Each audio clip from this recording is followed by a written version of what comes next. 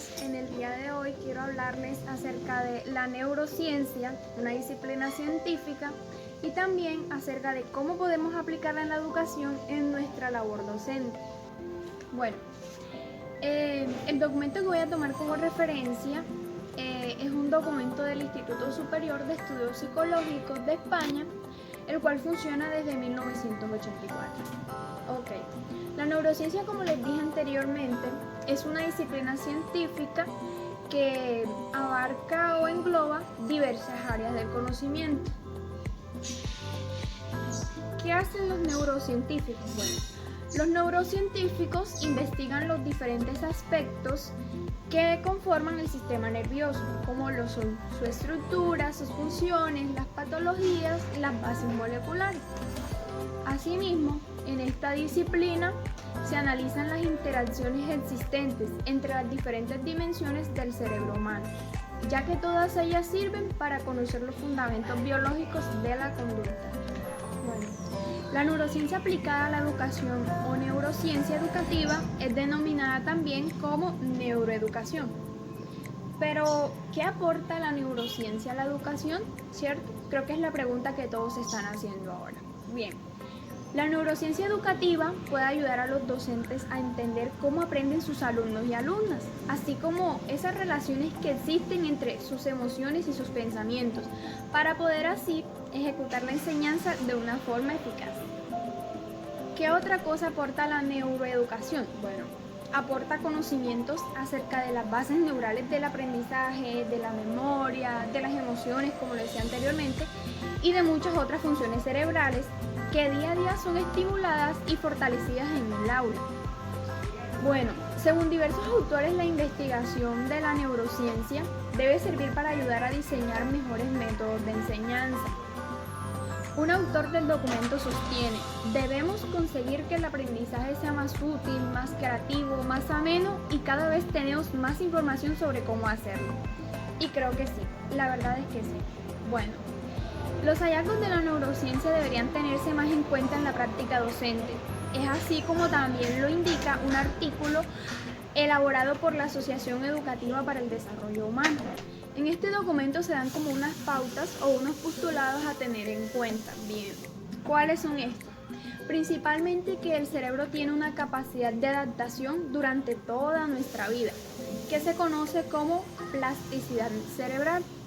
Esta es la responsable de que este órgano se remodele y adapte continuamente a partir de las experiencias que vivimos y también de lo que aprendemos.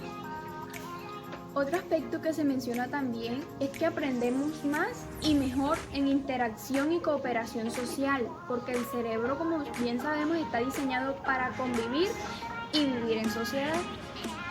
Otro punto y súper importantísimo también, y es que un nivel alto de estrés provoca un impacto negativo en el aprendizaje. Las emociones y el estado de ánimo afectan de manera positiva o negativa al cerebro y también a sus funciones. La música y el arte transforman el cerebro y favorecen una experiencia más efectiva de aprendizaje. Súper importante, la capacidad del cerebro para guardar información es ilimitada. Otro aspecto, factores como la alimentación, la calidad del sueño, el entorno socioeconómico y cultural, las lesiones cerebrales, la genética y los aprendizajes previos consolidados ejercen mucha influencia en el cerebro y por ende la manera en que este órgano aprende. Como lo mencionaba anteriormente, el estrés, la tristeza, la soledad o una mala condición física pueden perjudicar el buen funcionamiento de la corteza prefrontal del cerebro, que, como bien sabemos, es la responsable de las llamadas funciones ejecutivas, que son fundamentales para el desarrollo académico y personal de nuestros alumnos. Bueno, hasta ahora ya les hablé acerca de algunos de los hallazgos de la neurociencia o bien aplicar la educación y neuroeducación. Ahora bien, ¿cómo mejorar el proceso de enseñanza-aprendizaje según la neurociencia? Le mostraré algunos consejos. El primero, provocar emociones en el alumnado y despertar su atención. Se ha mostrado científicamente que la emoción es el motor del aprendizaje. se dice que no se obtiene un conocimiento solo al memorizar ni al repetirlo una y otra vez, sino al hacer, al experimentar y sobre todo emocionarse. Es por eso que nosotros como docentes debemos motivar a nuestros estudiantes y tratar de despertar la curiosidad. Suena muy bonito, ¿verdad? Pero ¿cómo podríamos nosotros lograr esto? Bueno, esto lo podríamos lograr quizá interrumpiendo nuestras clases con anécdotas, materiales audiovisuales, juegos o cualquier otra cosa que se nos ocurra al momento de llevar a cabo nuestras clases. Número 2. Valerse de las artes para favorecer procesos cognitivos. Bien, los docentes deben reconocer posibles activadores del aprendizaje desde diferentes vías, como lo pueden ser la música, artes escénicas, ajedrez, teatro. Todo esto se conoce como favorecedores de procesos cognitivos, sociales, morales. Según diversas investigaciones que analizan los beneficios de la educación artística en los alumnos, dice que si se integran las actividades artísticas en las enseñanzas de otras asignaturas como lo son la química, lenguaje, matemáticas o ciencias, dice que los alumnos mejorarán su memoria a largo plazo. De la misma manera, las actividades artísticas incrementan las emociones y promueven el pensamiento creativo, que a su vez esto va a favorecer el aprendizaje. 3.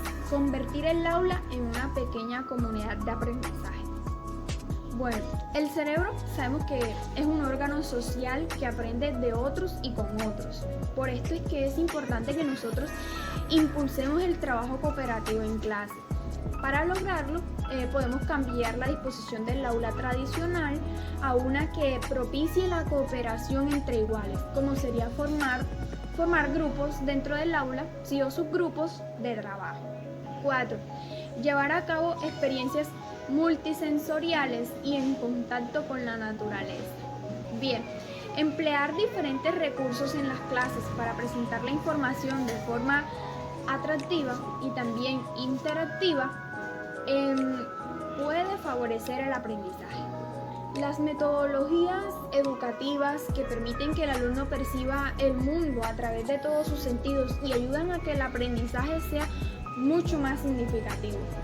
Bien, la neurociencia aplicada a la educación supone un cambio en la forma de enseñar. ¿Esto con qué objetivo? Pues con el objetivo de modificar las clases más tradicionales con ellos que requieran la participación de todos los alumnos.